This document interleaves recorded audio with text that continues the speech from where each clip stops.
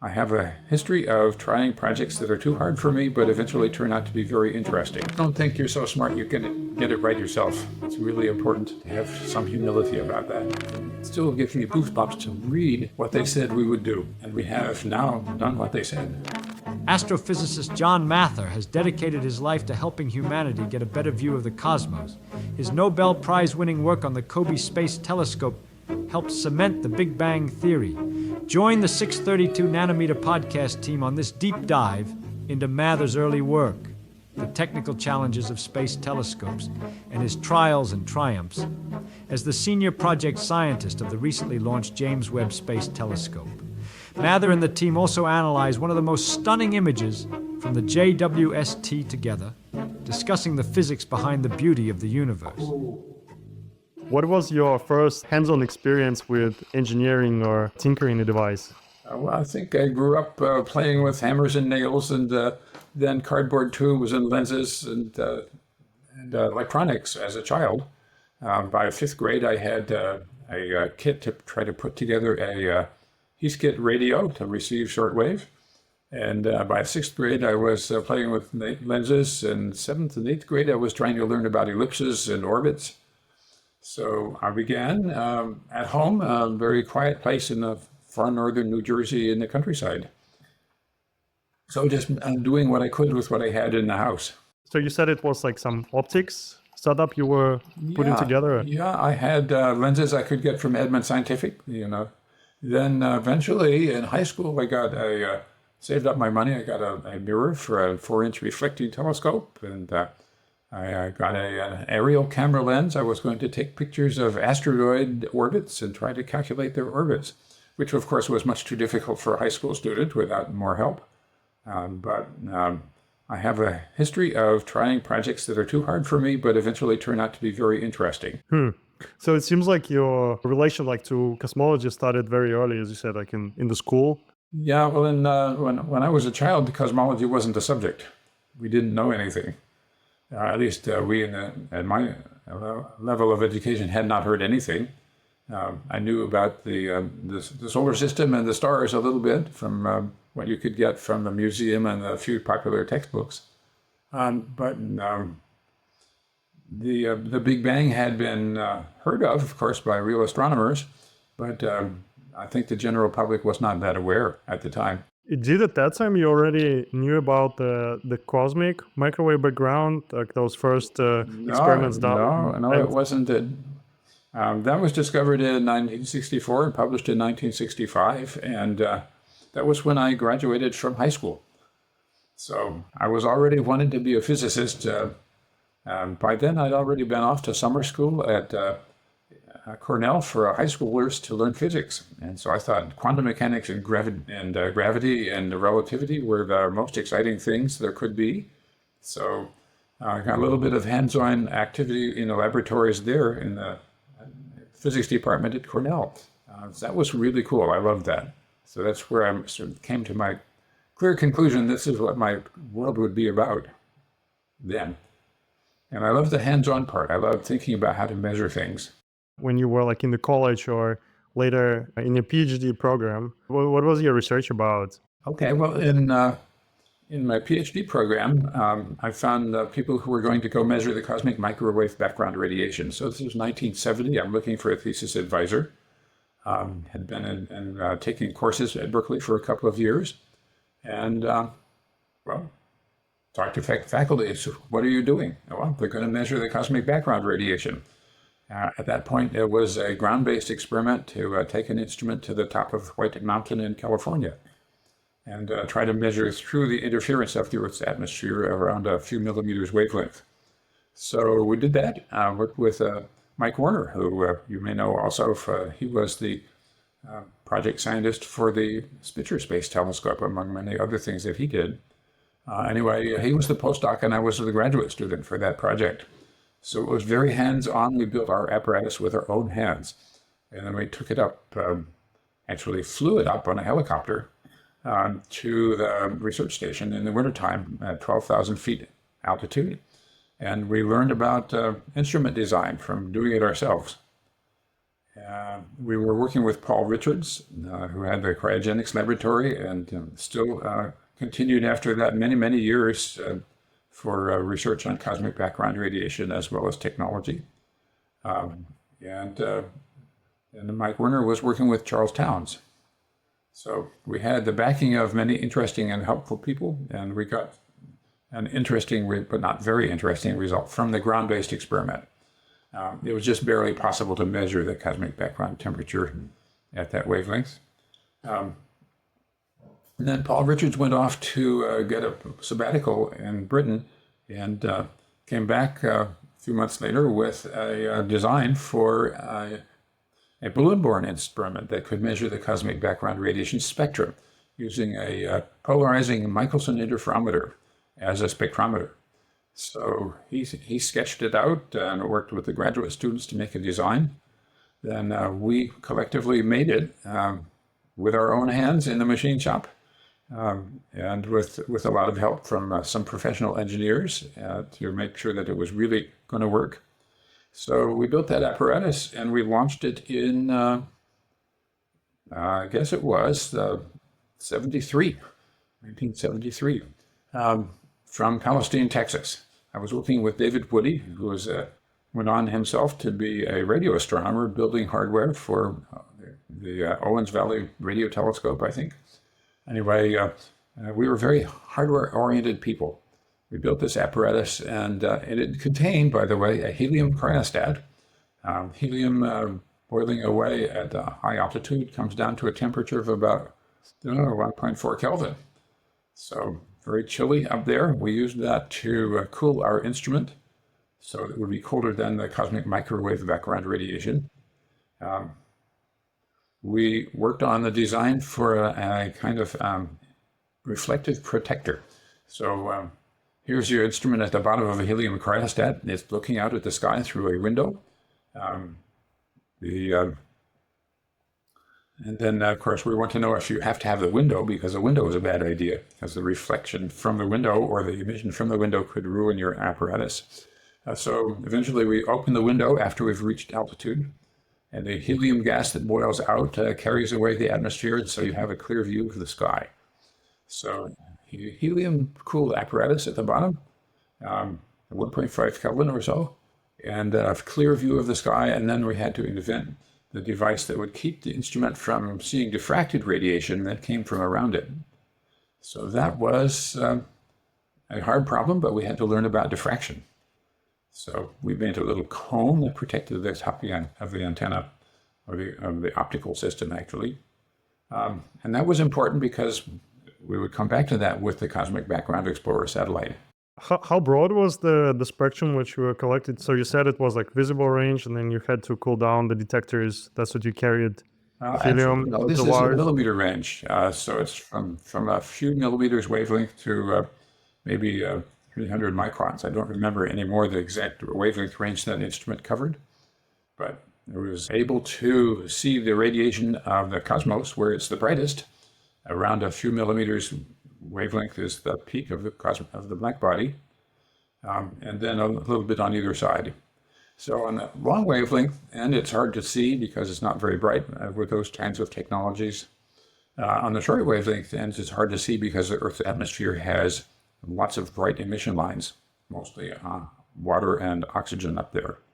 So that was a good hard problem, and we also had to invent a calibration system. In those days, we had a little arm that had a small calibrator, a small black body to put into the beam. So both of those problems were on my mind. At a certain point, a review committee came around from NASA and asked us to tell about our work. And I vaguely recall that there was a committee person who said, "Why aren't you flying this on a satellite?"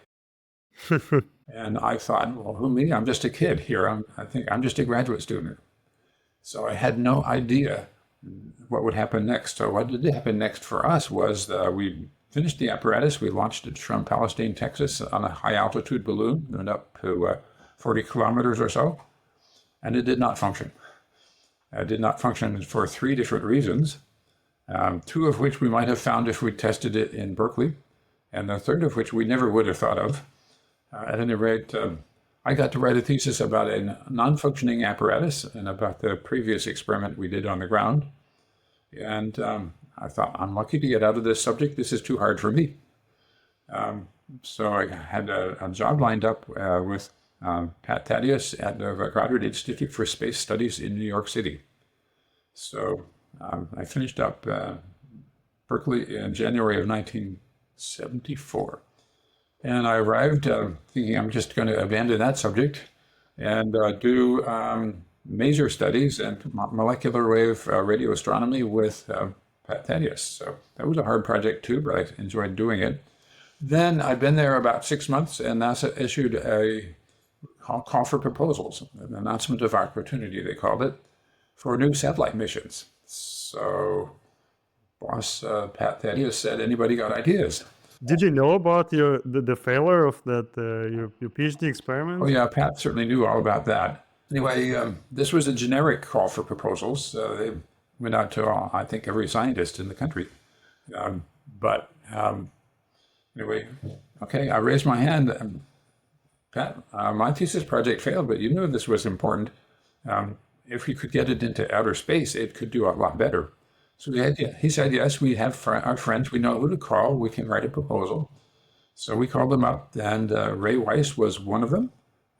And Dave Wilkinson was another, and Mike Hauser, who had just started up at Goddard Space Flight Center in Greenbelt, was one of them. So we formed a team and added some more colleagues. Bob Silverberg, Tom Kelsall, Dirk Mueller, I think. And so that we had a team of about 7. And we wrote a very thin proposal and sent it into NASA. It took us about 6 months to write it. And I thought, well, it's worth trying. But the odds are low that it will be chosen because we're just at the very beginning. This is pretty much a sketch. It's a little bit beyond a sketch on a napkin, but not very much. But we were all young and bright, and we thought, and we wanted them to think we were young and bright and we could do this project. So nothing much happened for a while. Then it was recognized that maybe what if we could make a small instrument that would fly on the FIRAS satellite, which was being constructed at the time, or I should say it was being designed at the time. So got a little money to work on that. And I forgot to mention, by the way, that the original COBE proposal included not only the spectrometer experiment that was an improvement on my thesis project, but also 2 ways to measure the cosmic microwave anisotropy to make a map of the sky, and an instrument to look for the cosmic infrared background from 1 micron out to 300 microns or so wavelength, where we thought maybe we would pick up the accumulated radiation of the first generations of stars and galaxies. Maybe we can back up a little bit. When you were designing the balloon, what was the state of the art for these kinds of measurements? What was the situation at the time? And what went wrong with the balloon specifically? Okay, well, the state of the art was a few balloon projects had been done. Ray Weiss had done one. Sounding rocket experiments had been tried by Herb Gush at the University of British Columbia. At least they were starting, I think. Ballooning was a relatively new subject. Ballooning was not much in use for other projects. It's a hard thing to do. You build an apparatus, you send it up to high altitude. It's very cold up there, which brings me to say, why did our apparatus not work? 2 pieces of electronics failed because they were cold, and we didn't know how bad that was going to be for them. And the third thing was we got water into the motor that turned the spectrometer, and it rusted. And this is something we would never have dreamed of sitting in our laboratories in Berkeley where it wasn't so damp. But in Texas, where you launched the apparatus, its humidity is 100% at sundown, and water condenses on anything that's even slightly cooler than the air. So anyway, water got into the motor. And so when we got it back, David Woody took everything apart and found out the problem and got it fixed. And the next time it worked beautifully. There was a second flight with perfect results, basically.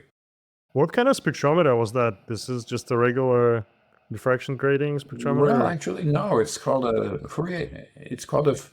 It's this. The spectrometer is a Fourier transform spectrometer, which means you have a Michelson interferometer. Now you split the incoming light into two parts. Delay one part relative to the other, and then bring them back together again. So you get an interference between these two beams.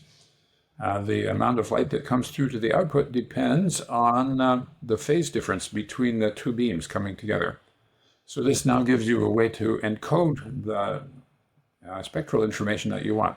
So what you do is you step the spacing along in the delay line by equal amounts and obtain a curve, which is called an interferogram. Then when you get home, you take the Fourier transform of that, and that's the spectrum you want to have. So that's how that one works. And the clever thing that we put in was using polarizers as beam splitters. So this was something that had been invented in Britain by a couple of people named Martin and Poplet.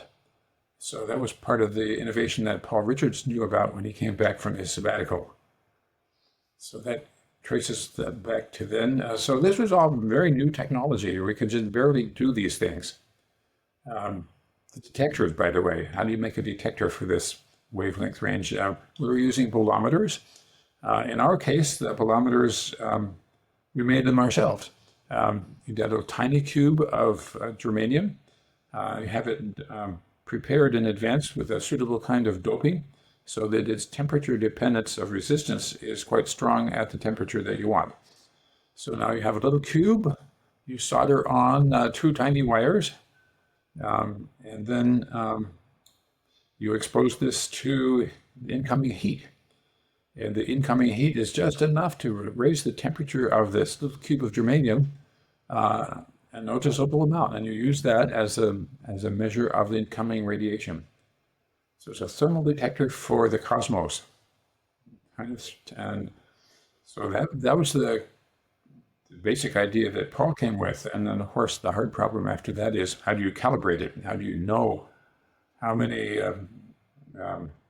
watts or something or other are coming in? So we did our best, and but we were not quite the first. There was also a team in Britain headed by John Beckman, who had been also working in this area, and they got results around the same time that we did. I no longer remember the details of who was first about what, but I know they made conclusions that we didn't quite agree with in the end. By the way, and John Beckman is still a friend, and I'm going to see him in another couple of months.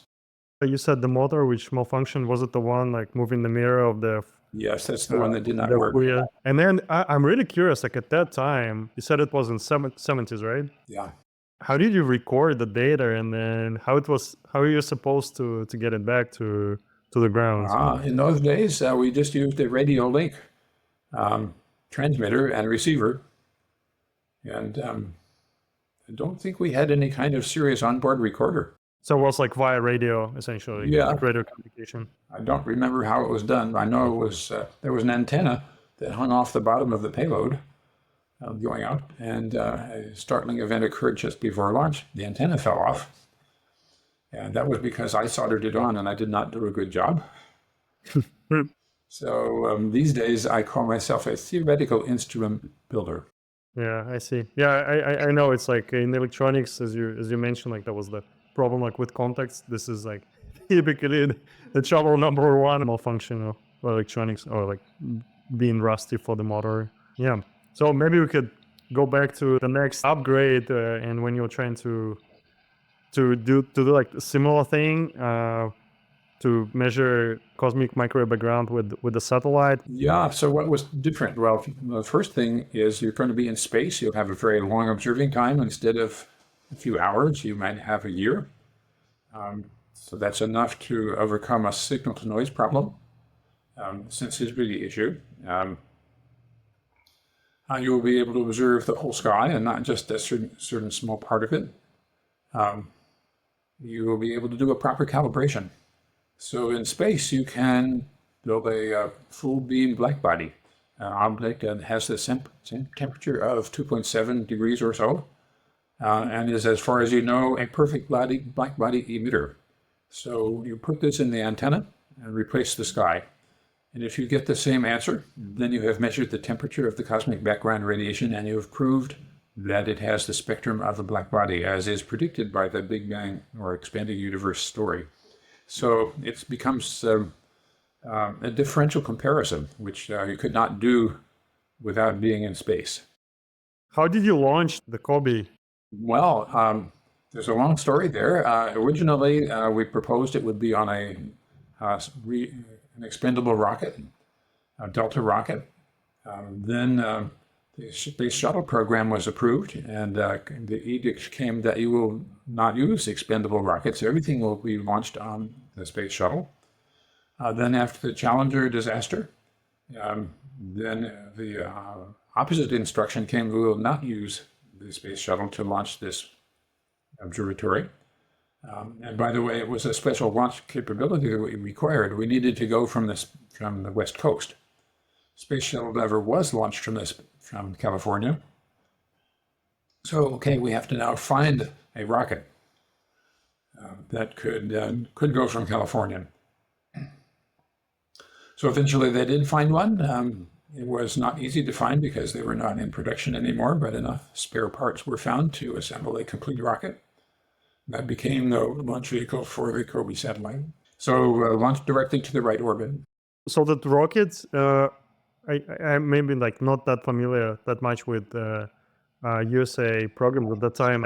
I know that it was primarily using shuttles. So did they also have rockets? Like what was the development or like launches of the rockets was like a regular thing, or it was like some sort of like a custom build? Well, expendable rockets were the standard thing until the space shuttle came along. And of course, other people needed them all the time. The military used expendable rockets for everything. And only a few of their payloads were ever launched on the space shuttle, because it's a hard problem. At any rate, but the production line for the Delta rockets was closed down because there wasn't enough business for them. Other ones, larger ones, were Titan rockets were available, but only if you had a lot of money. So anyway, we were caught when the shuttle blew up that we couldn't launch this design that we had. We had to redesign the satellite at that point to remove about half the weight and to fit in a smaller volume. We were very fortunate because it was possible. We only had a relatively minor redesign of the instrument package, because most of the hard parts were inside the cryostat anyway, that had the liquid helium in space. The redesign of the spacecraft was, of course, a major redesign, but we used all the same electronic boxes. Just the configuration, the physical configuration was different.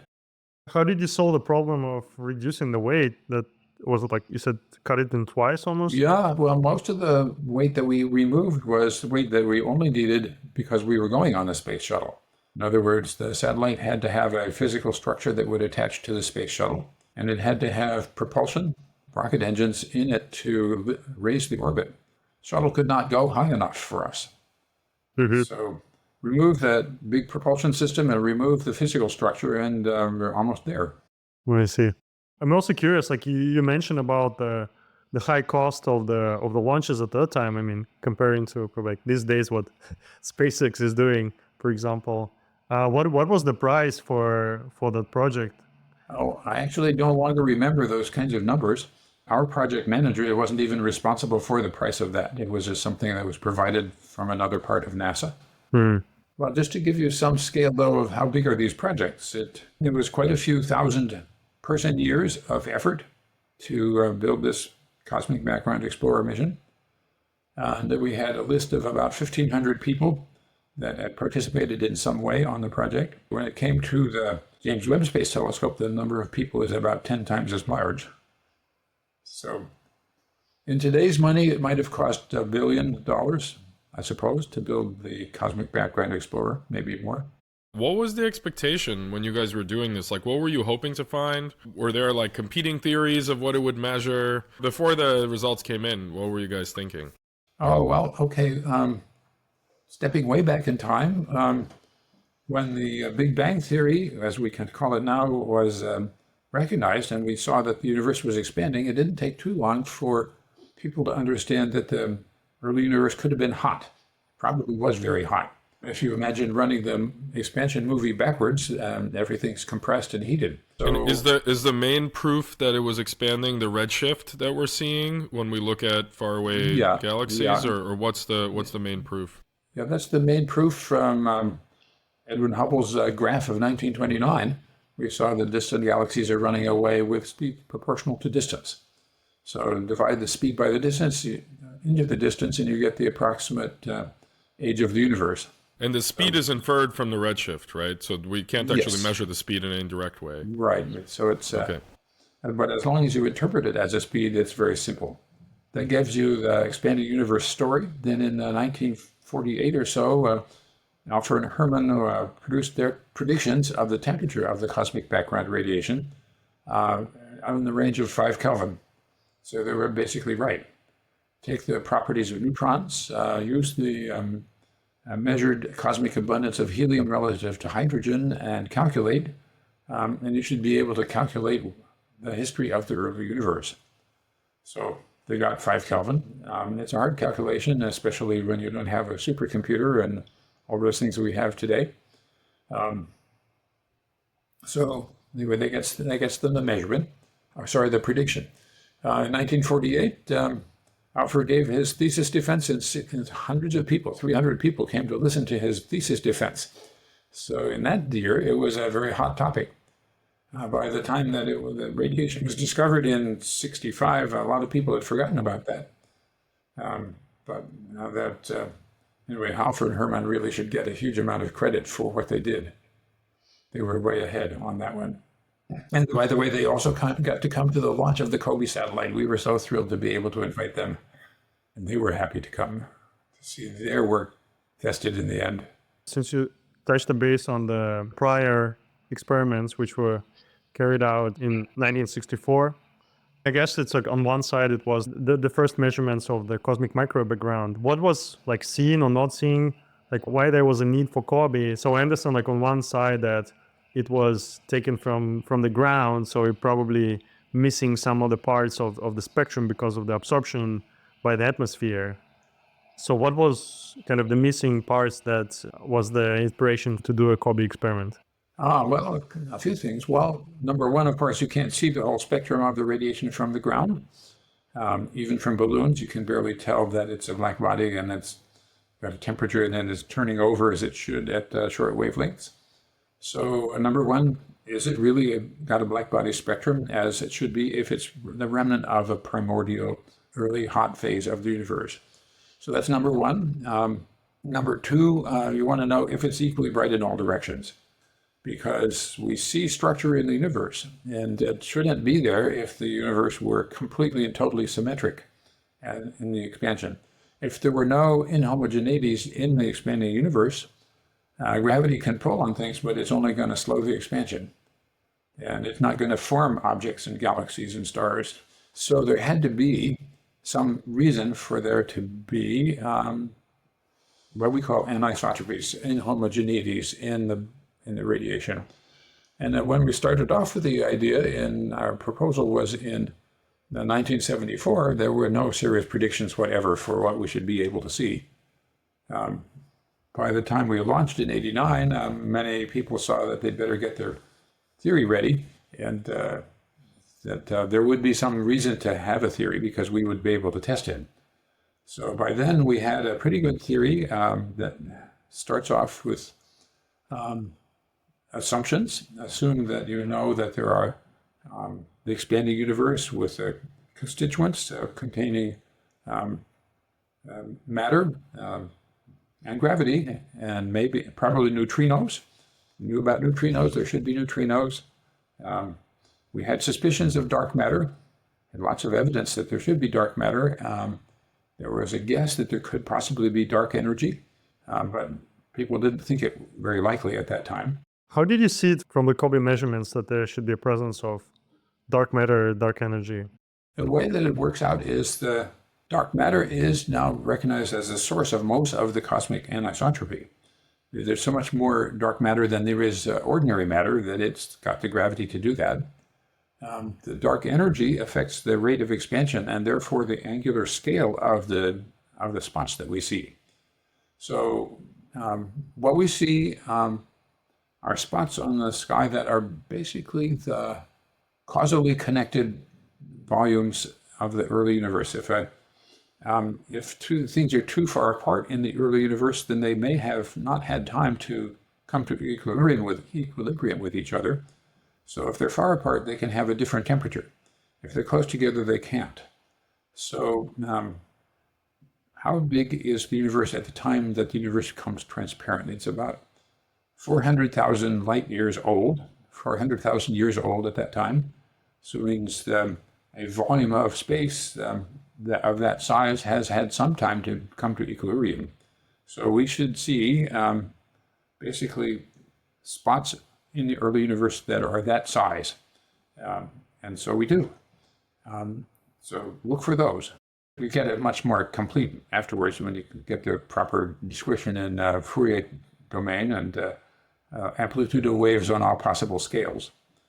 So the current story that we have says not only is the universe expanding, it had an early phase called inflation. And in the prediction of the inflation story, the expansion was exponential, which means there's no preferred scale of the spots. So what we're going to see in the sky is the result of the recombination process. The combination process is we call it recombination. It's kind of strange to call it that because we're talking about the first time that electrons were able to latch onto atomic nuclei and become neutral atoms. So that's the time the universe became transparent, about age 400,000 years, and was no longer a plasma for the most part. So the photons that existed then were able to travel in straight lines, more or less, from then till now. Were you able to measure the polarization of the CMB? We were not. We knew that it might be there, and our instrument was sensitive to polarization, but the signal's too small for us to see it with our equipment. What was why would there be polarization if it was there? The story we have for polarization of the early universe, well, apart from incidental things that happen after the radiation is produced, if you imagine back to the time of last scattering, the electron that scatters light in our direction for the last time, it is surrounded by light coming into it, and that light is not equally bright in all directions. Already the universe is anisotropic at that time.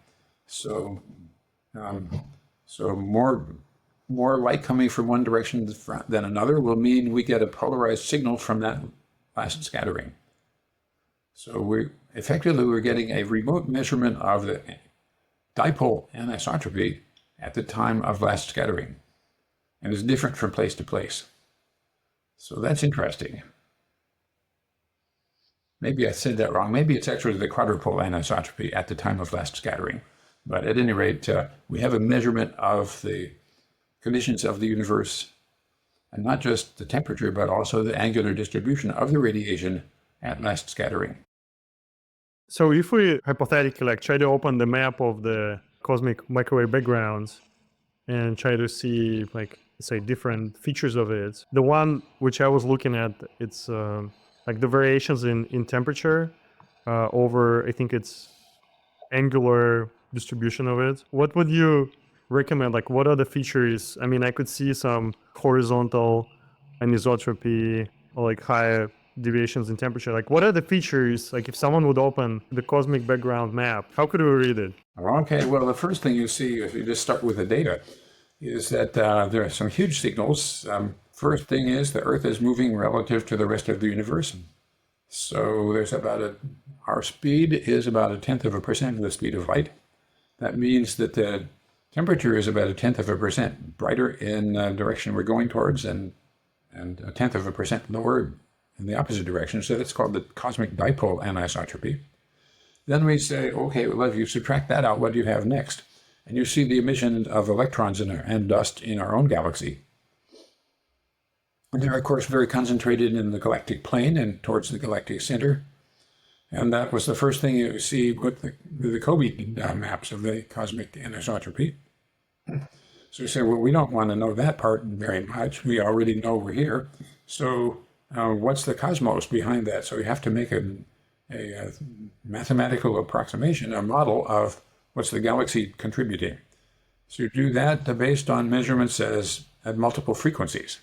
So the COBE satellite had radiometers at 3 different wavelengths, and we tried to identify a pattern.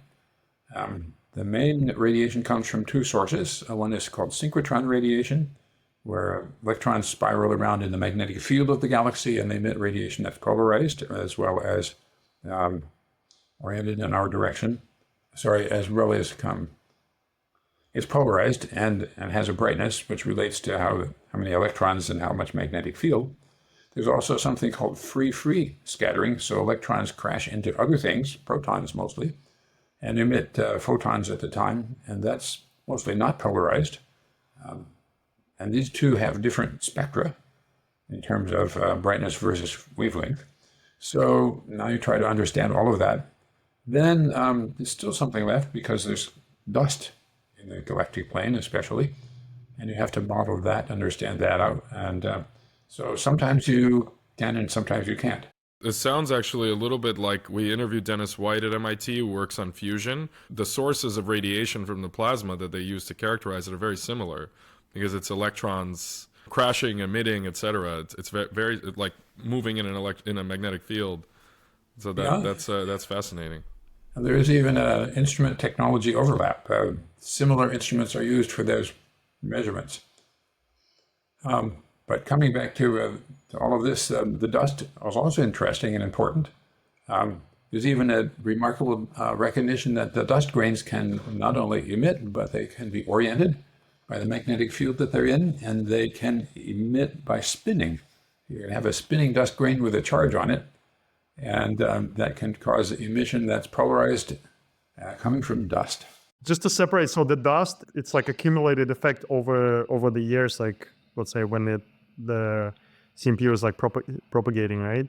Yeah, so most of the dust we're concerned about is local here in our own galaxy, but of course there must be dust everywhere. But mostly the part we can analyze well is in our own galaxy because we have a spatial distribution for it. But those like plasma effects, that's what come back to 100,000 years after the Big Bang. Actually, no, that's much more recent. That's local, right here in our own galaxy.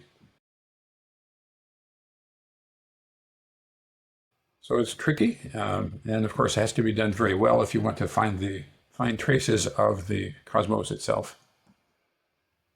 So when the subsequent space missions, the WMAP project and the Planck mission came along, they spent a vast amount of effort trying to make sure that their understanding of the galactic contribution was correct.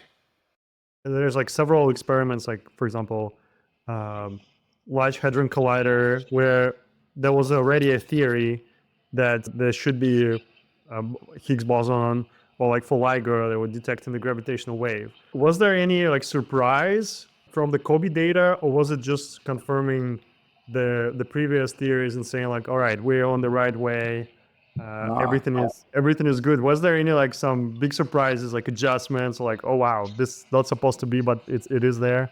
Well, I guess the big surprise to me was how important our data turned out to be. When we started off in '74, there was no theory to test. We just said we have to go measure because this is the next thing to do in this subject. And we'll do the best we can with the technology we can get. And I had no anticipation that we would produce an industry, that thousands and thousands of astronomers would build equipment and analyze the data to try to track down the details of the background fluctuations. I just had no idea. I also did not realize that we would end up with a standard model that has, I guess, 7 parameters or so that explains all the data within a few percent at least for the fluctuations themselves. I guess there's something called cosmic tension about the rate of expansion and the Hubble constant, but barring that question, we are doing extremely well with matching the data. So the cosmic dark energy was discovered in a way separately, but there was already evidence of it in the COBE data. Were there theories either for those origins of the universe or even for like basic physics that launching COBE disproved, for example? Were there like competing theories for the history of the universe or competing physics theories that kind of broke once that data was available? There were the most popular competing theory was called the steady state theory. It was very led by Sir Fred Hoyle, among others, in Britain. And Jeffrey Burbidge here in the United States worked on it too. So their idea was it only looks like a finite age of the universe. It's actually an infinite age. And to make that work, you have to have something that thermalizes the cosmic background radiation. So it would make something that's approximately a black body out of something that was not. And then you also have this remarkable thing they need of continuous creation of matter to replace, to maintain the cosmic density at a value that we see. So if it really is a steady state. So that's one. That one pretty much had to die because we measured such a perfect black body spectrum that no other process besides the really hot Big Bang would do it. There are a few other versions of this. What if the early Big Bang was cold instead of hot? Then the heat would be produced another way. And then again, that would have to pass the test of does it produce a perfect black body radiation spectrum? So that didn't work either, but it was interesting to work on. So COBE project, you mentioned that there were something like 1,500 people involved. That's like fascinating how many human hours were put into this project to happen.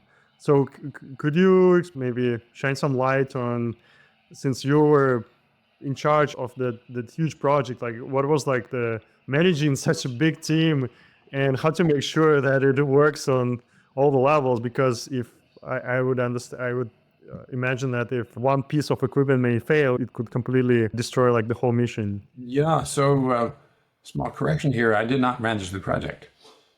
I was a head scientist, but we had several absolutely wonderful project managers to work with. And without people whose professional experience and skill includes managing huge projects, it never could have happened. So some of us could make it up as we go. I did not think I was that kind of person. When I came to Goddard when we wrote the proposal, I was 28 years old. I'm completely unable to deal with this huge subject. So when NASA decided to start a study and get serious about it, they teamed us up with experienced project managers, and particularly the team that had built and launched the International Ultraviolet Explorer satellite. So that had just been completed when I arrived here at Goddard in Greenbelt. And they were operating the observatory from a control room at Goddard. So professional engineers, professional experienced managers made this project happen. And I am in awe of what it takes for them to do their job. It is completely a different subject. So I worked with them, I went to their meetings, I asked them questions, I said, well, what about this and what about that? Until we together were able to make a plan. So they're the kinds of people who know how to design and build things so that it will work, who know how to get the budget so you can get the people so you can get the work done, how to make plans, how to test the hardware in test chambers, all those kinds of things that it takes to really make a project go. So I learned from them, but I did not do their job. It's also interesting that this is one of the projects which lasted 15 years. Was it like from 74 to 1989 when it was launched? And then, because typically in the United States, the research projects are quite short. Well, at least maybe like in the universities, it's like maybe less than a PhD. So I'm really like curious, was there any like ups and downs, or was like the moment of when it was like, okay, maybe should we stop this project? Well, it had its ups and downs, particularly when the shuttle blew up. We wanted to know what to do next because it was pretty obvious we were not going to launch our project on a shuttle anymore. So we had managers who said, we're not going to let this one go. We're going to find a way. And it didn't take them very long. One step in the process was finding a European rocket that could go. And of course, that's a little embarrassing that you have to go somewhere else to get a launch vehicle. So a little while after that, somebody here in the US found one for us. And we were very fortunate about that. So that was clearly a huge, huge change for us. It took us a while to recover from that. Was it going to ever be canceled? Well, I did hear a story that when one year we got a new NASA administrator, he wanted to see could he save some money. And he was told, well, yeah, you could save that money, but this is the project that could win a Nobel Prize. Okay, we won't cancel it. I only heard that story in the last year. But you can imagine, this was a subject I did not think about along the way. I thought, well, everyone tells us this could win a Nobel Prize, but that's not my job to think about that. My job is to make sure this works. Yeah, it's really fascinating that when you're 28 years old and you're heading for this Nobel Prize level project, or like I would say one of the really big scientific projects, which is it's like a big responsibility. Do you think a 28-year-old could get that position today? Or do you think there's been some inflation, like age inflation? You know, people are living longer. I think it's a different world now. In 1974, when they issued that announcement of opportunity, it was the first time they'd ever done a serious request for the scientific community. We had just finished landing on the moon, not going to do that anymore. And I heard that they were expecting maybe a dozen or two proposals. They got over 150. So NASA was not expecting what we got. And of course, it was being almost the first time for this kind of competition, beginners had a chance. Now, there's nothing is going to be that new anymore because we've a much larger community of space scientists, and we've been chewing on our opportunities and making competitions for decades. Once in a while, you'll still find a young person with a great idea, and you'll try to make that person able to do it. The one thing we have done that helps young people get forward in competing for observing time on the Webb Telescope or the Hubble Telescope. We've now implemented a system called dual anonymous or peer review. So you have to write your proposal so we do not know who you are. We just read it for its technical content, and then after we decide that it's a good one, then we find out who you are. So the result has been something like 10% of the winners are graduate students. So this is a way that we have to give young people a chance to really prove themselves. For a big project like a space mission, I don't think we're quite ready to take that path. So at that time, was it just a single COBE project like that your proposal won, or was there any kind of competing projects going on in parallel? Actually, there were 3 proposals that went in. Our proposal, which had 4 instruments on it that I mentioned before, and 2 other ones, one from Berkeley and one from Jet Propulsion Lab. So rather than just choosing one team, NASA headquarters decided to choose a new team that included 4 members of my original team, plus 1 person from JPL and 1 person from Berkeley. Actually, I think we got 2 people from JPL. Anyway, so we started an initial science team that way. That was in '76. They decided to start with that. It's also not a typical way to do things, but they recognized there was a lot of capability and technical know-how in all 3 teams. So they wanted us to go together, and that was a good thing. And what was the outcomes of the other projects? So did it at some point like converge together to this COBE satellite? And yeah, so our team, we had David Wilkinson, who was interested in the microwave radiometers to make a map. And we had George Smoot from Berkeley, also interested in those radiometers. And Mike Jensen and Sam Kolkas from Jet Propulsion Lab all had ideas about how to make the microwave radiometers for the anisotropy measurement. So we all got together and made a collective decision about how to do this. after COBE project done, you understand that this is like big accomplishment, measured the spectrum of the black body radiation from cosmic background. What was next? Like, did you already see that after that you will work on this Webb telescope? What was the transition between finishing the COBE and then kickstarting the next big project? Okay, well, my first thought was, well, it's hard to imagine doing something as cool as that ever again. And then we got a chance to work on the proposal for the successor mission, the one that became the WMAP, Wilkinson Microwave Anisotropy Probe. So I worked on that especially with Chuck Bennett, who became the principal investigator. And then, oh, this is pretty cool. This is going to be a real project. Also, I was beginning to explore getting a university job somewhere because people said they were interested in me. And then 1995, I believe it was, day before Halloween, a phone message at my NASA phone. We are going to start a study of this new telescope. Do you want to work on it? And if so, we need a proposal from you tomorrow. And call up this person. He knows what this is all about. So, okay. So I pretty clearly see this is the coolest thing ever. At least as cool as the COBE satellite results could be. So it appealed very directly to me. This is the best thing. So I'm going to work on it. I'm going to drop my work on the Wilkinson Microwave Anisotropy Probe and just work on that full time. So it's my chance to learn a whole new subject of astronomy and to bring my connections and my understanding of basically cryogenic engineering forward too.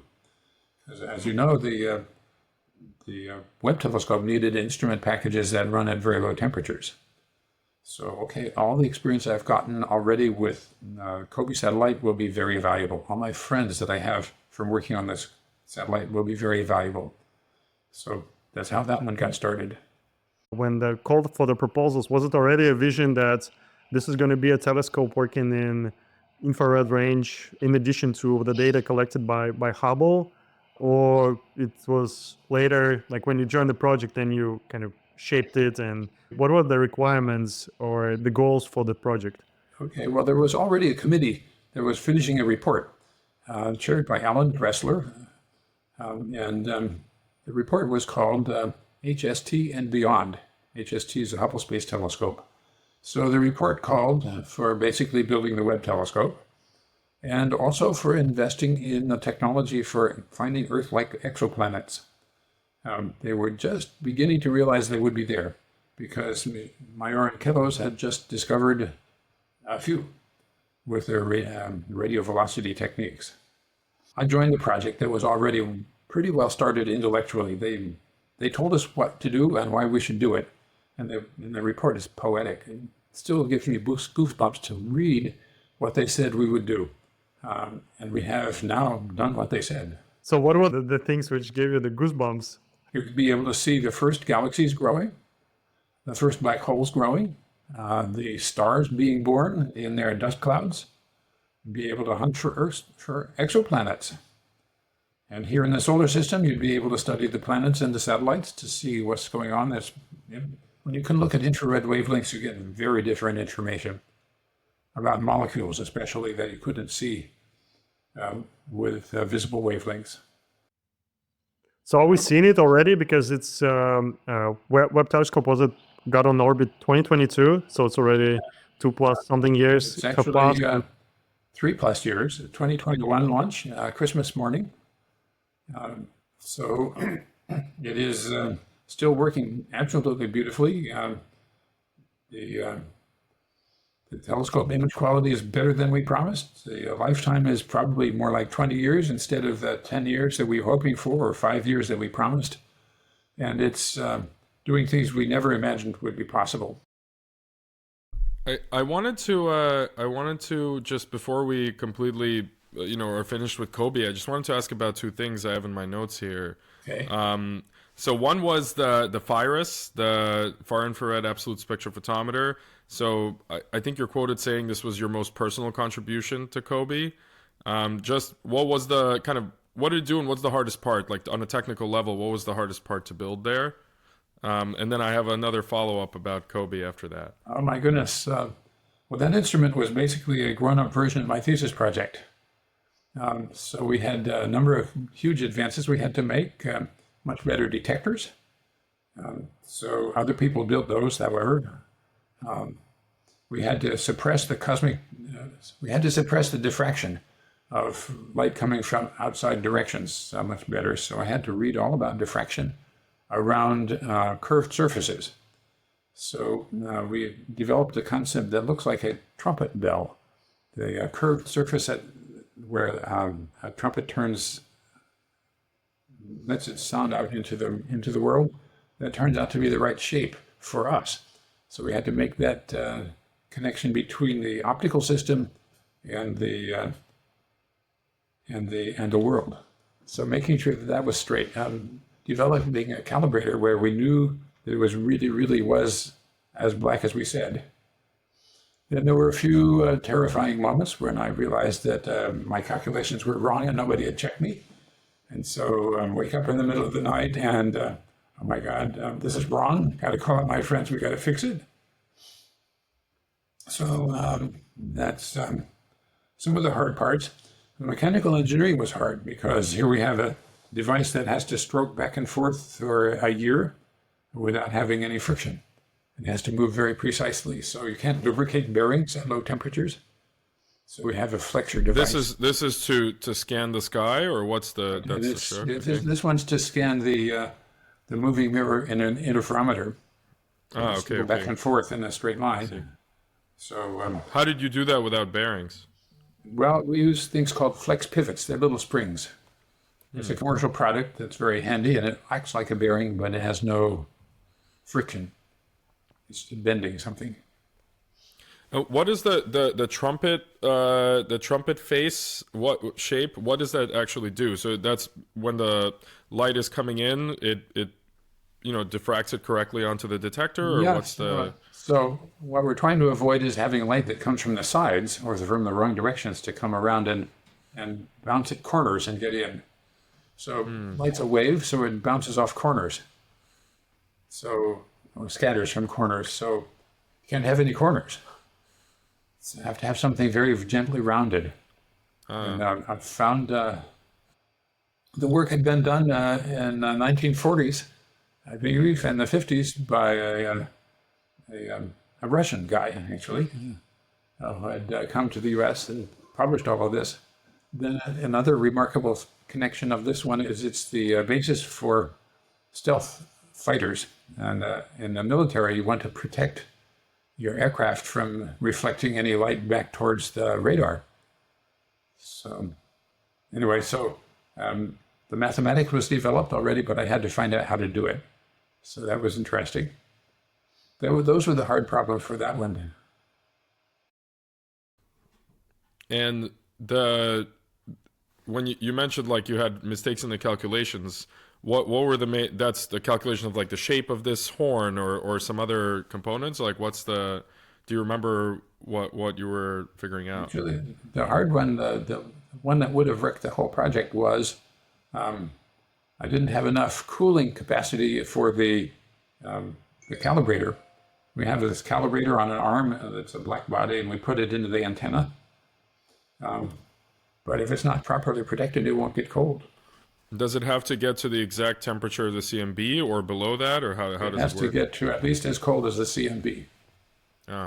Does it matter? Did it have to be very accurate? Like, did it have to be at an exact temperature? How do you get it to? How do you control it? Like, how many degrees? Like plus minus? What's the acceptable we range? have thermometers on it that we got and got them calibrated at NIST in Gaithersburg, so we know exactly what they're supposed to say. So that's the primary reference. What type of thermometer works at a couple of Kelvin? Like, what's the working principle? It's a temperature sensitive resistor, and it can come out of carbon or silicon or germanium. So various other things, but that's the general purpose one. There are a few special purpose ones where NIST uses different methods for even more precise measurements. Now, here's a lovely story, though. In our case, we wanted to be able to check whether the thermometers were giving the right answer. So how are you going to do that? Well, the black body is a known function. We know the Planck function, and we know Planck's constant. And there are molecular emission lines in the galaxy from carbon monoxide and water. And as it turns out, there's a Doppler shift of those lines, and we were able to pick up that change of the spectrums due to the Doppler shift as we look in different directions and orbit the Earth. And because of the Doppler shift and the Planck function, we're able to measure the temperature indirectly that way. So Dale Fixon figured that out. It's quite an astonishing result, and we get answers that are compatible with and probably more precise than the thermometers that we put in space with the black body.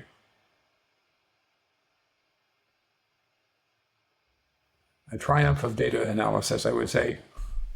Yeah, that's very cool.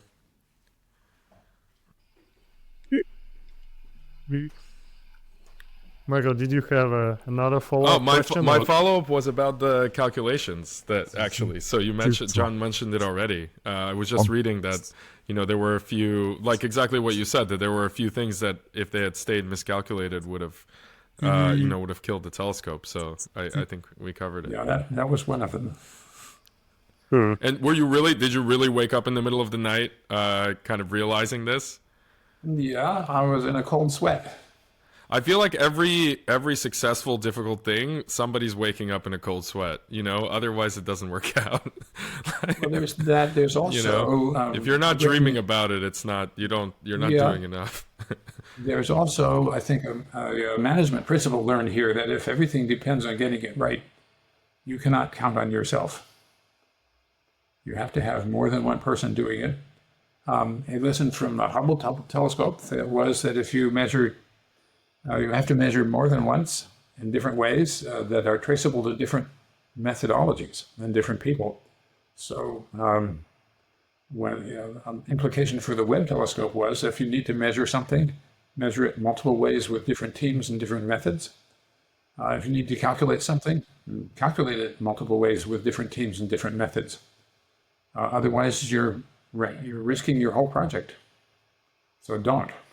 So just don't think you're so smart you can get it right yourself. It's really important to have some humility about that. So is COBE satellite, is it still in the orbit? Oh yeah, it's up there. But it ran out of helium, I guess. Ran out of helium lasted for 10 months. We used the observatory for the microwave anisotropy measurements for 4 years altogether. And then square root of time isn't rapid enough gain on improvement to justify continuing. So we'll go on and build a better apparatus, which we did. So that was Chuck Bennett and the David Wilkinson and the WMAP. Is it still happening like these days? Some cosmic background measurements on like getting better precision in terms of measurements. Oh yeah, the wavelength ranges and anisotropy, yes. like pattern. So there are two things to work on now. One is measurement of the polarization signal at all possible angular scales. So some of them you can do from the ground. There's a lot of progress on this. It's been. Is this the BICEP? BICEP project? Yeah, the BICEP and others. If you can measure that, you can looking at measurements or implied measurements of the gravitational waves of the early universe. So that's a very hot topic, and huge efforts are going into them. There is work underway for a satellite mission called Lightbird. It's a collaboration between Japan and the United States. There are other ways to do it on the ground. There is a mission called Pixie, which would have been an greatly upgraded version of the FIRAS instrument done from COBE, capable of measuring cosmic polarization and also getting something like 1,000 times better measurement of the spectrum. That would be of interest if you could do it, because at some point the spectrum isn't really going to be a black body anymore. So that would tell you something about processes of the early universe at the decoupling, and maybe something you didn't think of. And that gets interesting. Is it this approach used for like dark matter studies these days? How about natural insights it could give into that Dark direction? matter. Well, of course, the dark matter is a part of the model of the early universe in the hot and cold spots and the formation of galaxies. But there are, I think there's going to be more work on that subject because we have a standard model that's called cold dark matter, but what if it's not all cold? What if there's more than one kind of dark matter? Or what if, as some people say, what if dark matter can burn, can annihilate with something? Maybe if its own antiparticle, then a high enough density of dark matter would enable energy release, say in the cores of the first generations of stars. The densities of everything were so high. So who knows? There's a lot to be learned about the dark matter yet, even though you can't see it, and even though nobody has found any in the laboratory yet. So that one's a very hot topic. Also, I'm curious, what would be like? Let's say now Webb Telescope is there and working, so you have accomplished these two big projects. What would be your next one, especially if you would be given some unlimited resources on like funding side and people? Well, I actually have a number of ideas. They are all categorized as hybrid observatories. So a telescope on the ground working with something in space. So I started off with a wild idea. What if you could build a star shade to cast a shadow of a star onto the European Extremely Large Telescope in Chile? And if you could do it, then you'd be able to see planets like Earth orbiting around nearby stars. You actually see them very directly and very clearly and very quickly.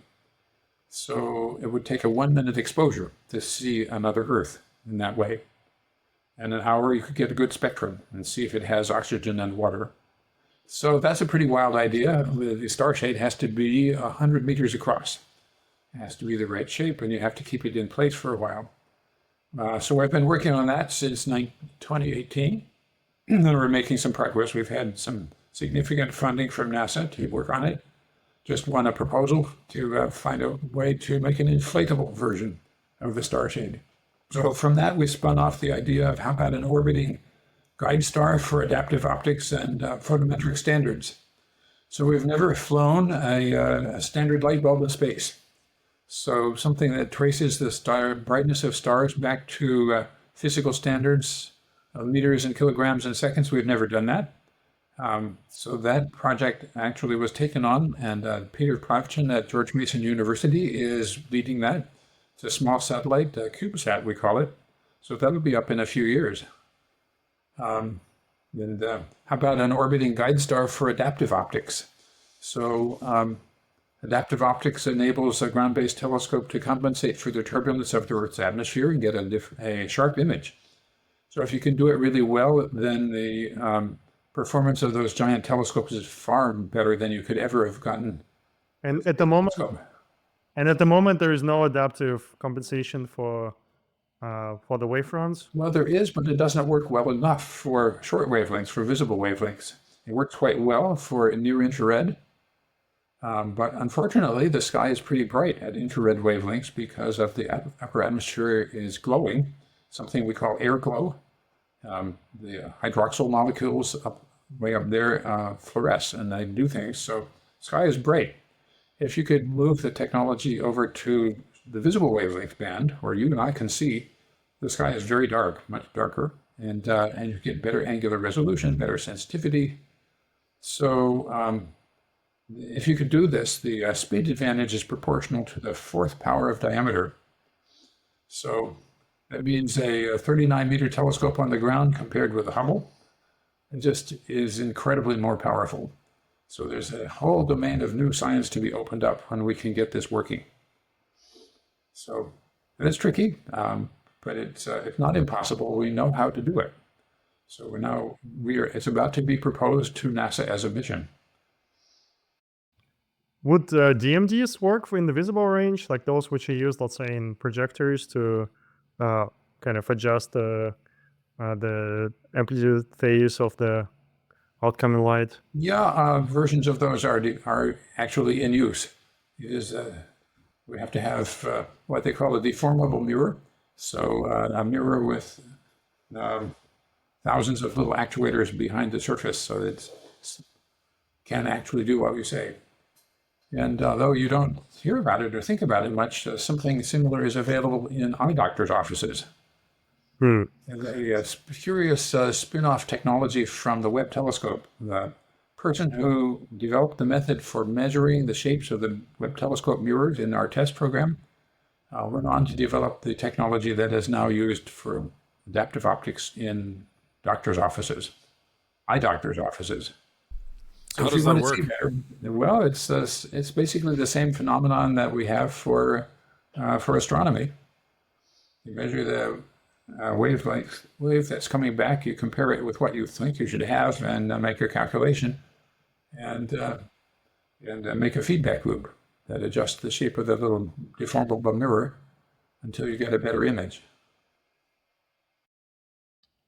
What kind of image? What is it? Is it I don't know. It's just the first thing which I was thinking about recently is like, is it OCT you're talking about, or it's a different approach?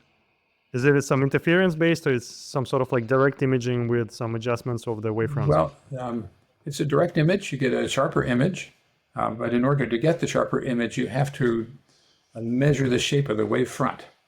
So, so there are lots of different methods they use. There are interference methods to get the shape of the wavefront distortion. Also, Jack Hartman, lots of different methods they use for measuring the defects of the incoming light, and then running a computer to say, do this. So, but anyway, I wanted to sort of emphasize that having your own beacon in space where you want it gives you plenty of light to work with. And so, because you can put the beacon in front of your desired target, you can always do what you wanted to do. And when adaptive optics was first tried, we said, well, we'll just use it on a bright star. And sure enough, it works fine. But then there's a lot of glare around the bright star. So you can't see faint galaxies near to a bright star, so it doesn't work for that. But if you have a laser, then you can block all the light that comes from the laser wavelength just using a wavelength filter. So it's a clean system if you can do it. And now Like a locked amplifier, so locked to a specific, let's say, some pattern of the sending beam, or actually, we just need the incoming light to be bright, and so then you can separate. And so there are lots of different ways that they use to measure the error of the incoming wave. and you say you're sending this laser beams towards those I don't know, super distant. No, we send the light down from a satellite towards the telescope.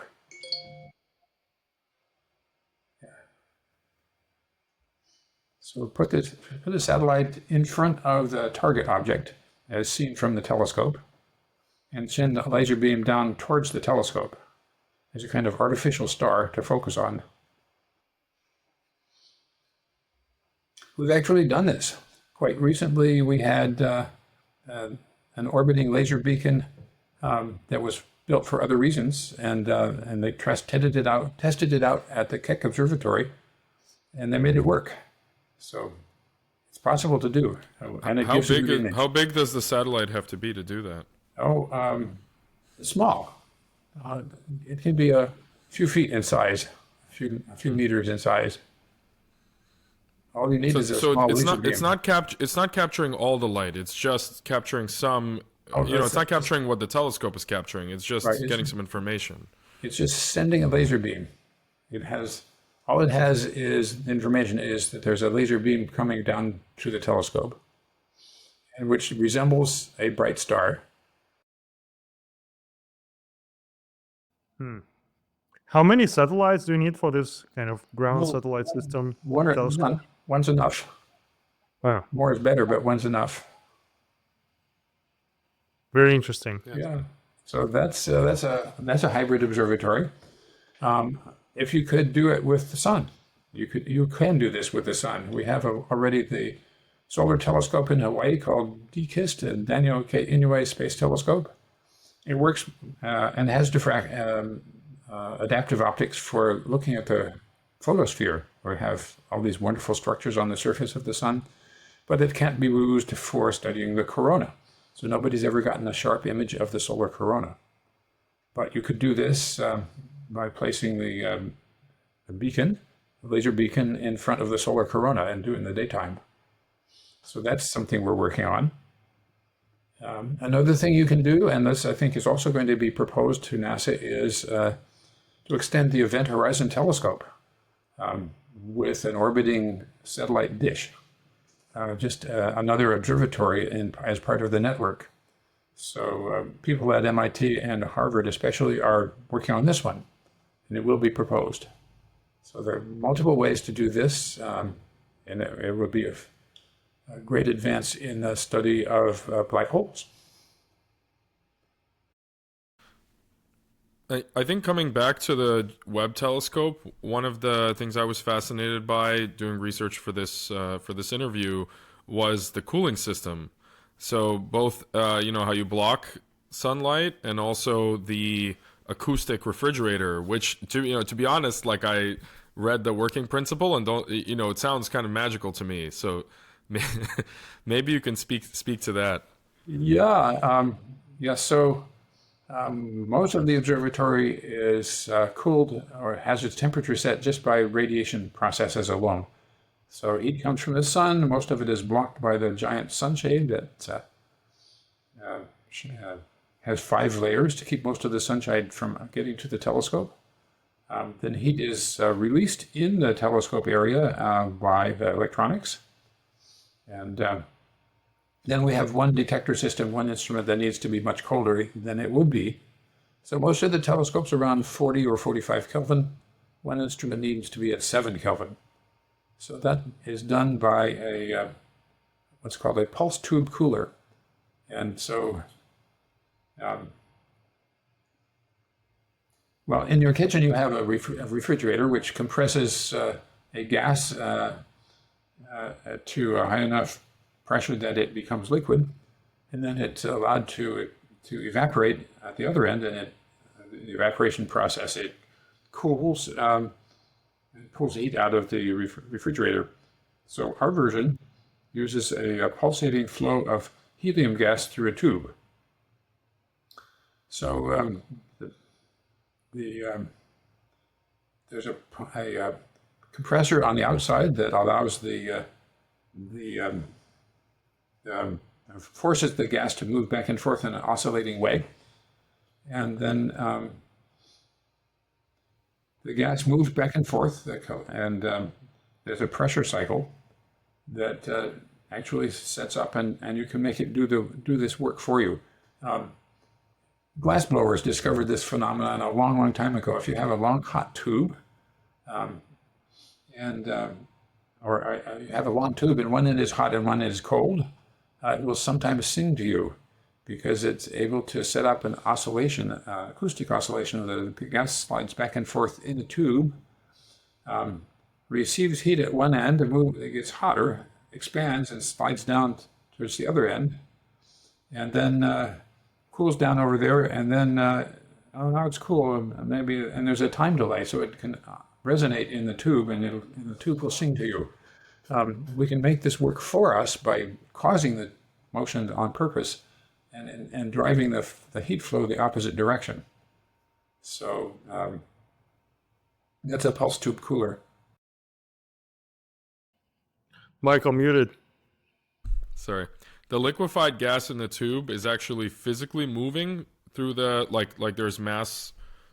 Yeah, in this case, the gas is not liquefied. It's still a gas. It's still a gas, okay. But it's actually moving in the tube. It moves in the tube, slides back and forth. Doesn't that create vibration? It does, but it's not a problem.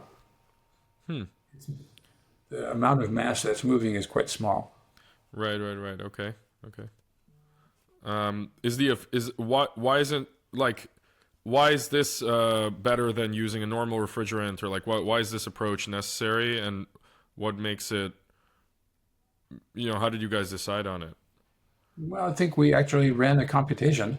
NASA had a competition to get low temperature coolers for many purposes over many years, and this was a winning technology in the sense that it worked well and is efficient and it's simple.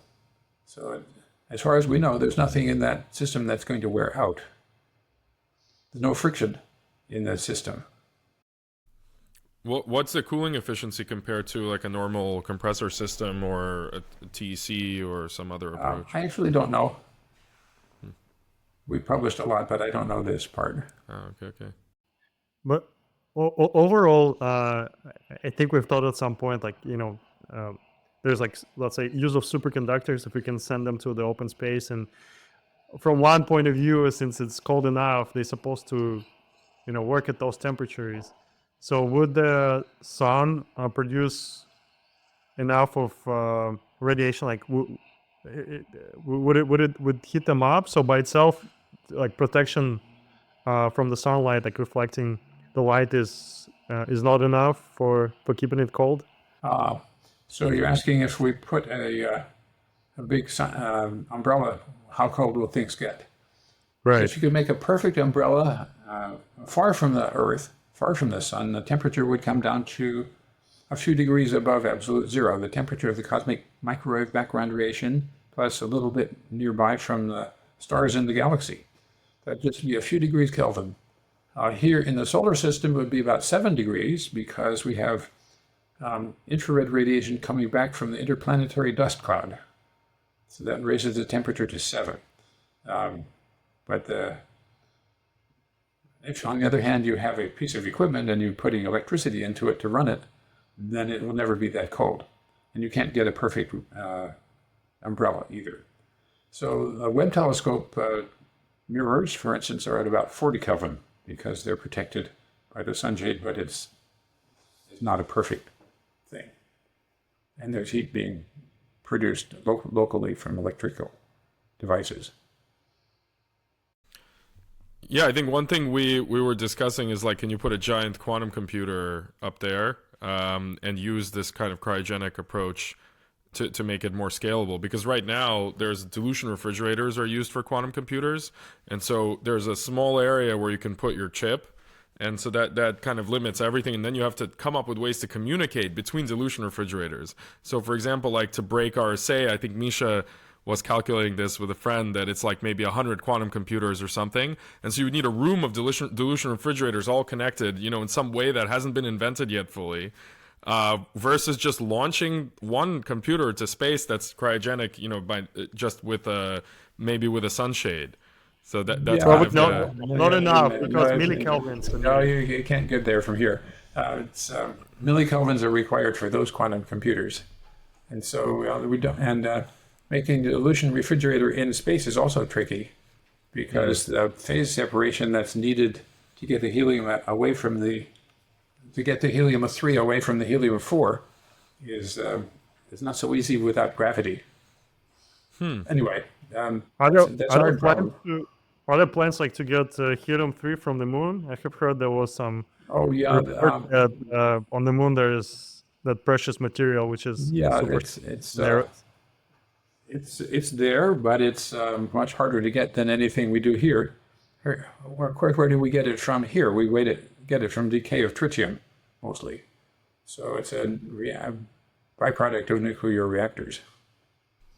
Can you think of a way to get to the millikelvin range in a satellite, like combining some of these methods with an additional cooling method? Yeah, the Planck mission had a dilution refrigerator on it.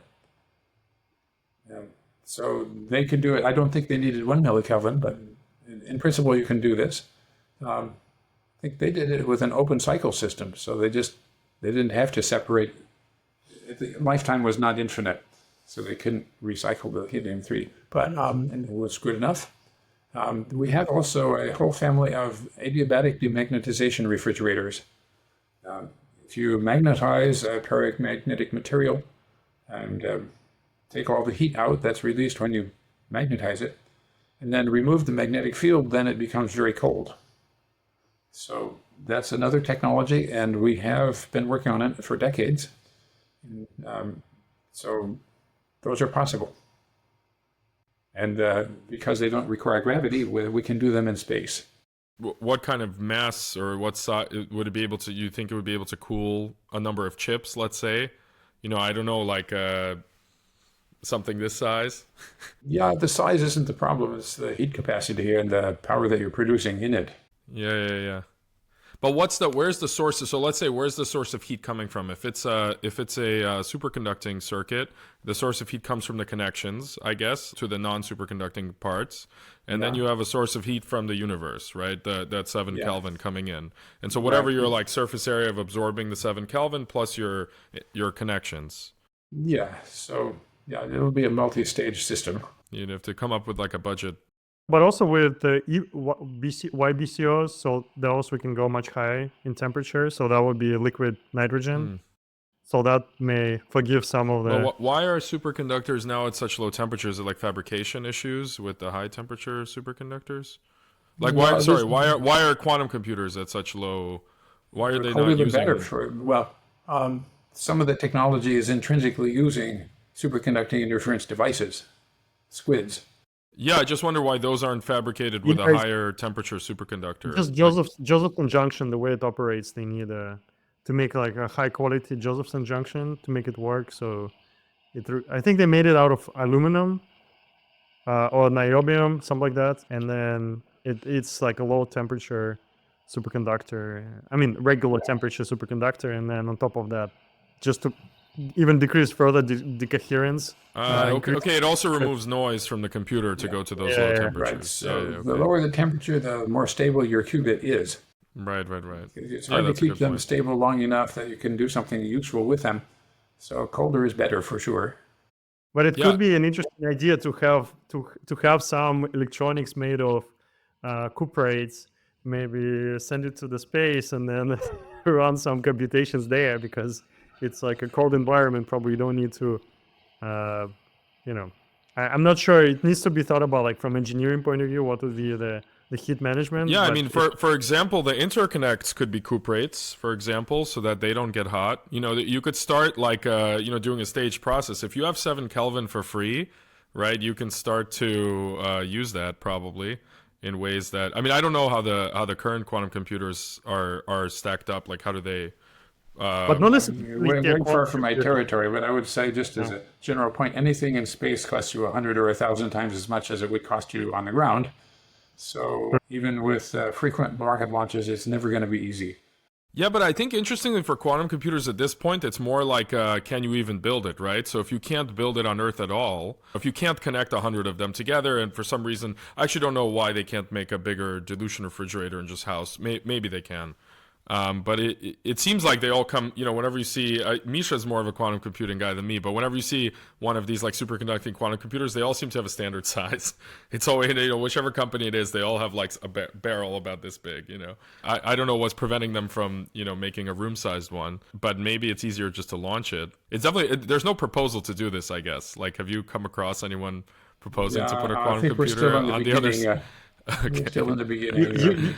Yeah, using open space as a refrigerator, essentially. Yeah. It's a free refrigerator. There is the refrigeration's the easiest part of this project.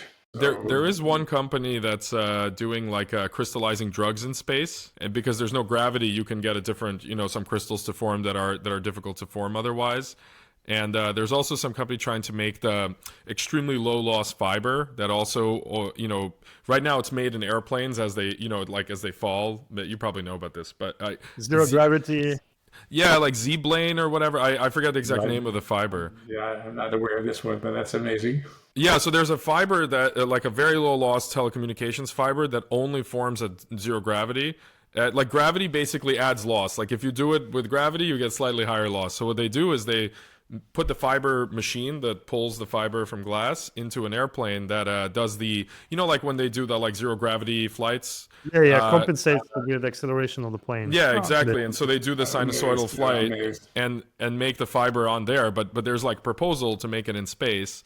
And so I wonder whether, basically you take the cooling section of the Webb telescope and you put a quantum computer on the other side, and maybe that's like more practical than whatever Google is trying to do, right? Well, Anyway. this is way beyond my territory, but it sounds pretty cool to me.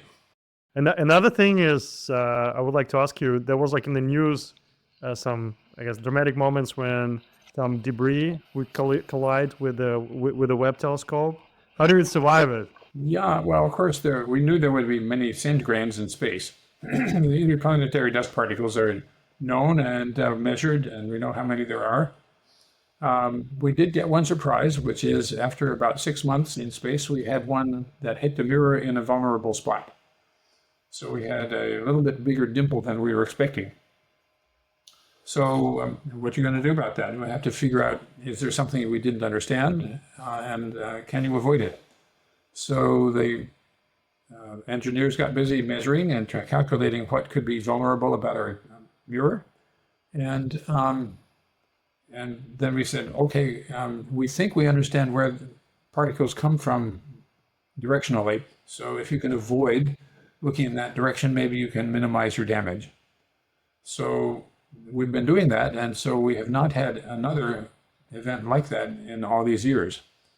So I think we did the right thing, and we're still very close to the original performance, so which is much better than the requirement. So we're very pleased about that. But yes, it was a little exciting at first. And it's also a reminder that when we build our next great observatory, the Habitable Worlds Observatory, it needs to have a tube around it because it operates warm, it does not need to be cold, and it should be more protected from micrometeoroids.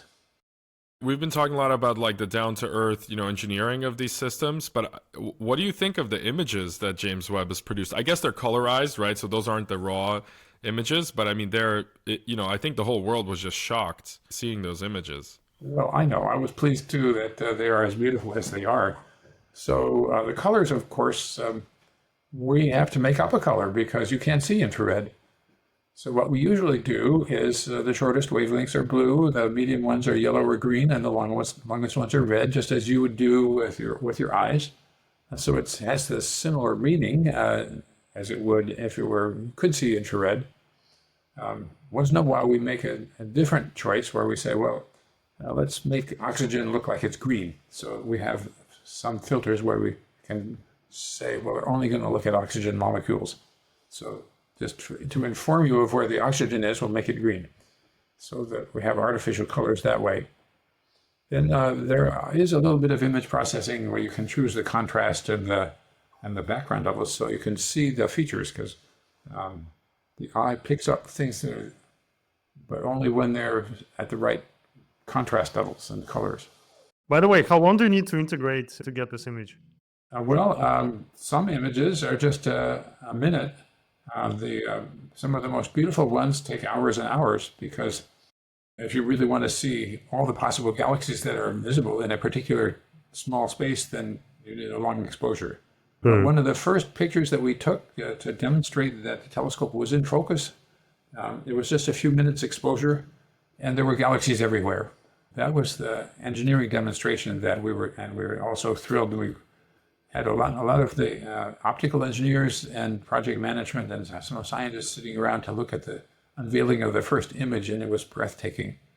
Wow. Not only is the perfect image quality, but also there's something to see, something everywhere.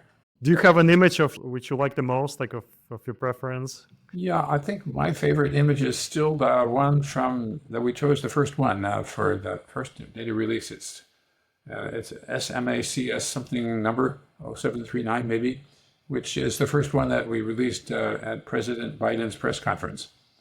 And it shows a bright cluster of nearby galaxies. It shows gravitational lensed distant galaxies, and demonstrates that our method of using gravitational lenses to see very great detail of very distant objects is working. So that's the sort of big one for me. There's some very beautiful additional ones that have come later where you see whole circles and things like that. A single galaxy becomes a circle. It's wild. Yeah, those images I do, like breathtaking, beautiful. Yeah, that looks like the one I'm talking about. Yeah. What are we looking at here in this one? Like, maybe you can comment. Like, Yeah, sure. Right in the middle, you see a bright, fuzzy, glowing thing, and that's yep, the center galaxy of a cluster of enormously massive galaxies. this one right Yeah, here. there's a star above that, and that thing with the 6 spikes sticking out and 2 littler spikes. That's a star. And the spikes come from diffraction of light around the edges of the hexagons of our mirror.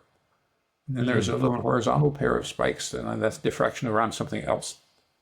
So we've got a lot of those in the picture, but they're not as beautiful to astronomers as they are to the eye, because we already know a lot about stars. So then to us, a lot of the most beautiful things are these little pink arcs.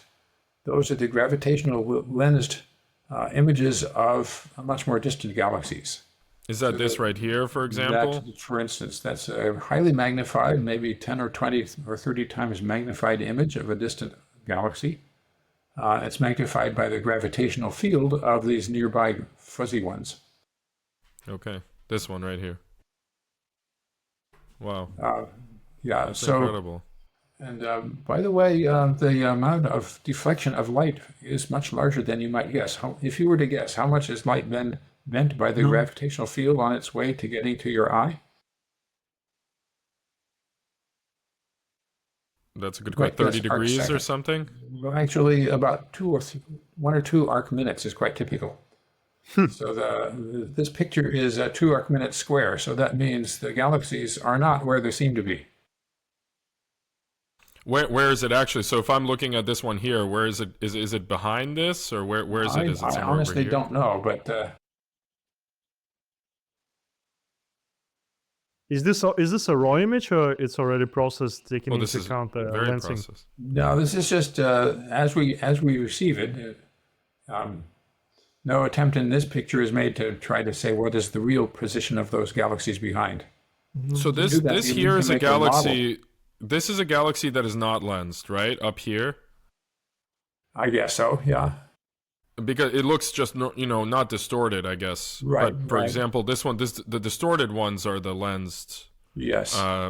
So are these like kind of striations here also? Yes, quite. I think so.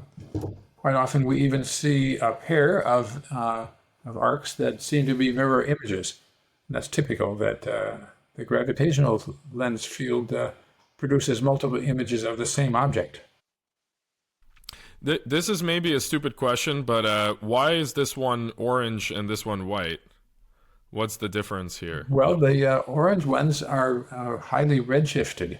In other words, So they're more moving distant. away. They're moving away faster than Right. the white ones. Right. Wow. So if you want to find a very distant galaxy, how do you go at it? Well, you take a picture like this, and you look for Pick the the reddest reddest one. object, and then you say, are you a star or are you a galaxy? So then you get a spectrum. Well, first you get images in multiple colors, and that's the easiest part to do. And then you say the ones that are interesting enough, we'll turn the spectrometer on it. So the spectrometer has little windows we can open up to say, let in the light from that object and don't let in the light from that object. So we can get 100 or so galaxies at once from a picture about this big. So there's a process of identifying the most interesting targets in this picture and then saying, tell me more. And then there's an assumption that, let's say, in the center of those galaxies are the black holes. Almost all black galaxies do have black holes, quite massive, sometimes a percent or 2 of the mass of the whole galaxy, sometimes much more. So this is a wonderful surprise for the last few decades. The fact that every galaxy has one was a discovery of the Hubble. And so now the question is, well, how did that happen? So did it happen because galaxies grew around black holes, or did the galaxies produce the black holes? So this proportionality constant that we see between the average, the mass of a galaxy and the mass of its black hole seems to suggest some special process is occurring. In this image, is there enough information to infer dark energy or dark matter just from looking at this? There's enough information to tell what's the mass of that cluster of galaxies that's doing the lens. And you say, but there are surely not that many stars there. It must be mostly dark matter.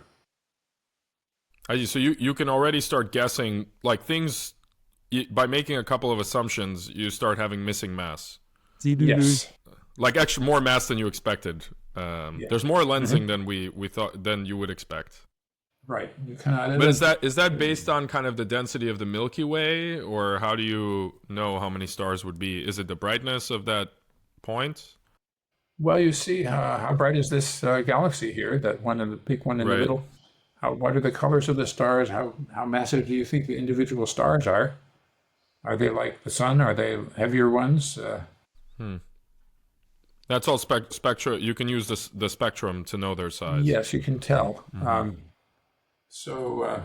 But isn't there a bit of a multivariate thing here because you don't know how far away it is, so you don't know the redshift exactly. You don't know how fast it's moving, nor do you know which stars are in there. So maybe the color is like dependent on both of those things, right? Well, actually, no, you can tell pretty well because a galaxy has spectrum lines in it. Spectrum lines coming from hydrogen, especially, and once in a while oxygen and other things which are quite readily identifiable. So you say, no, I know the redshift exactly. So now, at least if I believe the expansion story, then I know how distant it is. Oh, I see. Because those lines, you know where to look for those, and they don't depend on the black body radiation. So basically, the distance of the galaxy comes from the spectrum of hydrogen, for example, and the black body radiation tells you the size of the stars. Yes. Okay. And the overall brightness, I guess, tells you the mass, roughly, or like the, roughly plus speaking. You need what we do. We need a model that says how many massive stars there are there and how many low massive stars are there, because massive stars produce a lot of light for not very much mass, and low mass stars produce a small amount of light that add up to a lot of mass. So we have to use what we call an average mass to light ratio for an object like this. And so to get an estimate of that, we have to do something. Make a model of what sort of stars are in there doing it. By the way, how wide is this angle view? This is a 2 by 2 arc-minute square. This one is saying, this is one of the fairly early in the data processing. What you're seeing is pink and blue, and they're showing that that in this case, it looks like the pink is hotter and the blue is colder. Right across the middle, you see the galactic plane, and lots of contours of that. So you see a few recognizable objects in the galactic plane, especially on the left side with several contours around it. So that's almost all due to electrons. The label says there that we've combined the maps from 53 and 90 gigahertz instruments. And we have, for each one, we have an A channel and a B channel. So it looks like where's a polarization, and we've averaged those together. So this is a step in the data processing that you're looking at. I think I found let me see if I found the right one for like the kind of like the more user-friendly version. So this is probably the. Is this a better image? This is actually a whole different subject. This is looking at the cosmic infrared background light, which we tried to measure. Okay. We measured the sky brightness at wavelengths from 1 micron out to 240 microns. And then you want to look at it and see, well, what's here and what's cosmic. So on the top picture, you see the galactic plane right across the middle in the horizontal band there. There's also emission from the interplanetary dust, the zodiacal dust, and that's that sort of bluish, purplish thing that's diagonally through the center of the galaxy and top right and lower left. So make a model of that and subtract that, and you see the middle panel.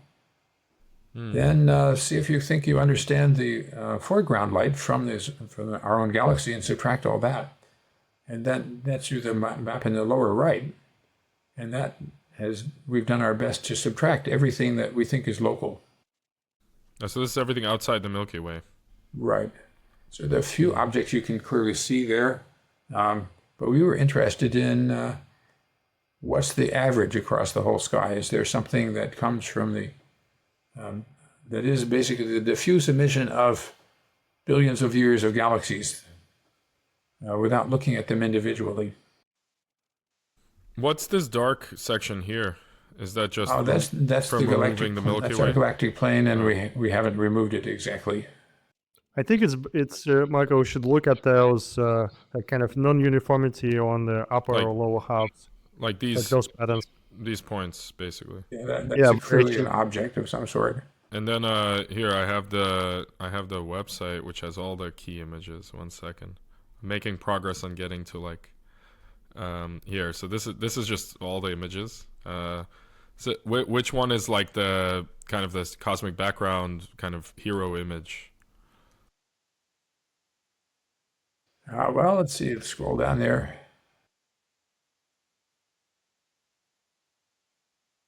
Any of these? Scroll back up a little bit.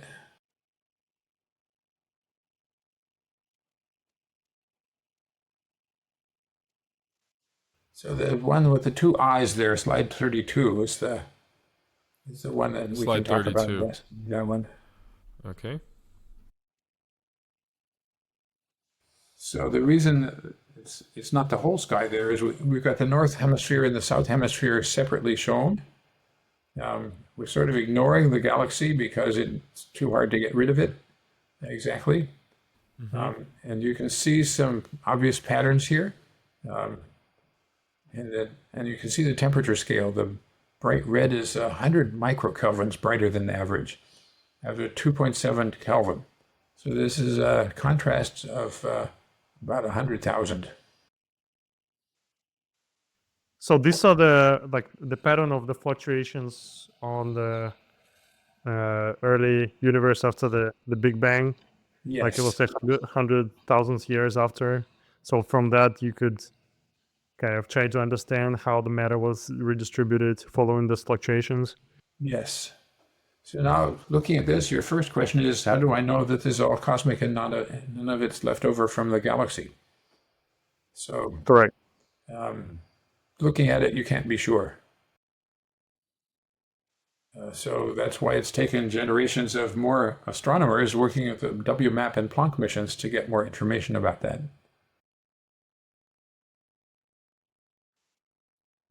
What's the implication, for example, of like this high temperature point, or like some of these low temperature points? I don't know about that specific one.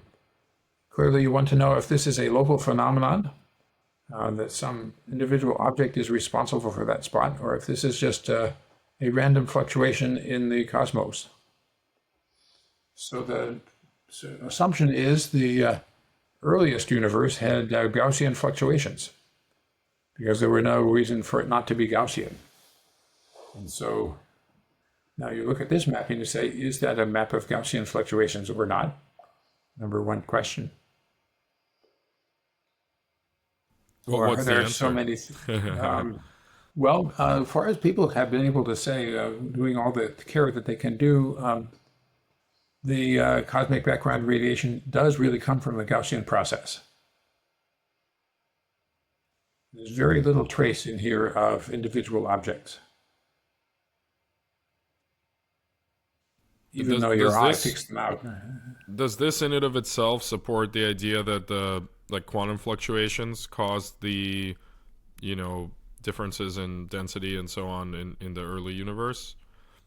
Yeah, it's certainly compatible with that, but I don't think you can really identify a quantum process. It's a big jump from Gaussian to quantum. Right. Okay. So it basically we need like collect more data for So the resolving the features with a higher resolution. so the WMAP and Planck mission basically agreed with us on this part of the map, but they got much sharper angular resolution. So, and they also got polarization data. So basically they concurred with what we measured and did it better. So when you have more angular resolution, you have many, many, many more pixels to play with to do your calculations about whether it's Gaussian or not. So now do we need more like theorists who would explain the results and build up like the quantum gravitational theories, or Well, it's clearly if we they're the ever, moment for the Big Bang? if we ever do get to quantum gravity, they should be able to say not only it matches this pattern, but has the right amplitude. So nobody has a quantum theory that I've heard of that predicts the intensity of the fluctuations. Once you imagine inflation, then you have an explanation for the spatial distribution. That it's a scale-free distribution, but we don't have an explanation for why it's that bright. What kind of advice would you give to young scientists and then also to people that find themselves in your position of being involved in these mega science projects? Yeah, my goodness. So you could say what's worked out for me has been to be thinking about topics that are really important, but maybe too hard.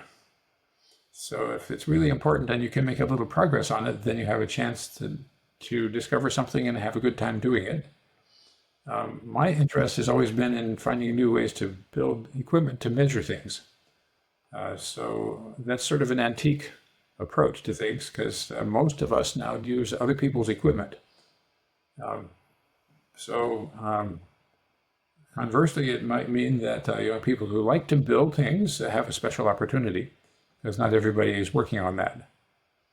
So there's a choice between I want to work on something that's really popular and everybody's working on it right now, in which case there's lots of competition and lots of friends, or I want to work on something that's too hard, in which case maybe I'll just not go anywhere or do anything. In Mate's case, it feels more like a matter of some luck that I just happened to ask a thesis advisor, well, have you got a project for me to do? And he said yes. And so that's, in that sense, it's important to find people to work with that you really like and who will look after you, who will take care of you. So that's maybe more important than all of the rest. Our subject is very social, and you need to be working with people who are your advocate and will give you chances to do things and help make sure you get rewarded when you do. Also, is there someone who would you be interested to hear as the podcast, or like maybe the topic, the direction? Well, one person came to mind as we were talking, that's Harvey Moseley. He's a friend of mine who worked on the COBE satellite and on the JWST. He's a brilliant scientist and inventor, and he's working on quantum computing now. He's joined a company called Quantum Circuits, Inc. in New Haven. I visited their lab and I saw that they had many dilution refrigerators. Since you guys are interested in that, I think you might like talking with him or his friends. There are plenty of people who would enjoy talking with you for the Webb Telescope. You would enjoy talking with my successor, Jane Rigby. She's the senior project scientist now, and she can tell you a lot about the science projects that we're doing.